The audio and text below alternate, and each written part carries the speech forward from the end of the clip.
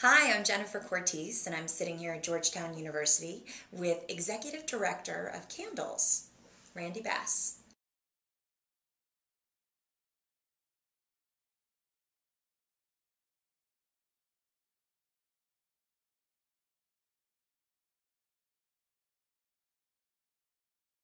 How did Project Rebirth and Candles first meet? I first got involved with Project Rebirth when I met Brian Rafferty, and we started talking about his project. He started talking about it as his passion, and it immediately captured my imagination, in part because it seemed to be everything that I thought of what Candles was, which was that it really was a project that was focused around using particular technologies to capture some kind of really meaningful human dimension, in this case of recovery and resilience. And so it really seemed to bring together the very things that I thought that the center stood for.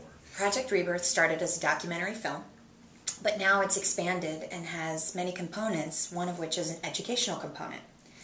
How is the content in use now at Georgetown? And one of the things that I thought was so powerful about Project Rebirth was that we had this really incredibly special archive of the multiple years of watching somebody talk about their recovery. We were using the footage in my class in a variety of ways, but we were mostly working with it around what I was calling the rhetoric of trauma, is trying to think about what does it mean to listen to how these ordinary people figure out how to speak and to tell their stories and to speak about themselves in the years that followed 9/11.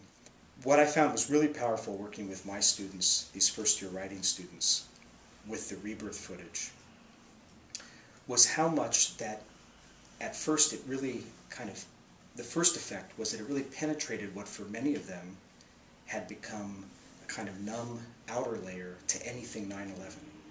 So when they first started working with this, one of the first things that most of them said was, I had kind of, sort of shut off on anything that had to do with 9/11.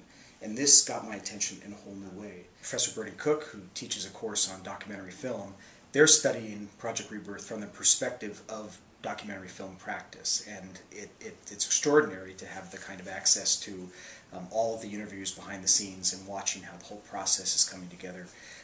So their focus on the film is really as a template for a particular kind of filmmaking. But that's also really important because one of the things that I think Project Rebirth contributes to thinking about how do we document and learn from mass trauma is the actual film project, is how it is that you actually capture what matters at a human level. So all of that is embedded in what it means to study documentary film practice. Dr. Beverly Sauer, who teaches upper level courses in linguistics, they're studying the film and the footage to look at multiple levels at the ways in which people communicate. So one of her specialties is gestures, and how gestures, when you're interviewing subjects, especially in sort of high risk or traumatic situations, speak one narrative, even if somebody's words are speaking another. So she's training students how to read documentary oral history videos on multiple registers. Part of what's really fascinating is just the incredible range, how many different disciplines can make something really interesting out of the film, and I think it has a lot to do with the incredible depth and texture that the archival footage has just on its own. Why is this footage so special? Jim Whitaker did an amazing job choosing the subjects.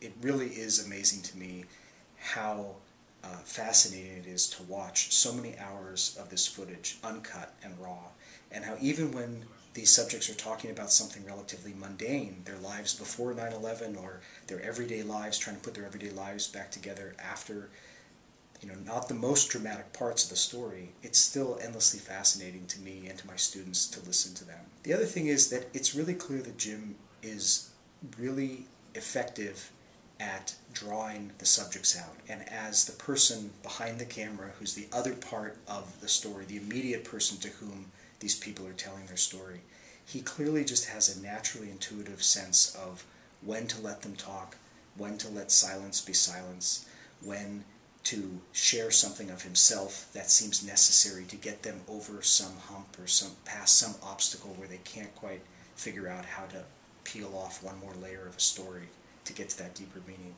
Just somehow naturally and intuitively Jim seems to have that sense, and when you watch hours of this footage you can really see the effectiveness of Jim as a conversant with these subjects. Thank you so much for your time. We really do appreciate it. And come back next time for more inner workings of Project Rebirth.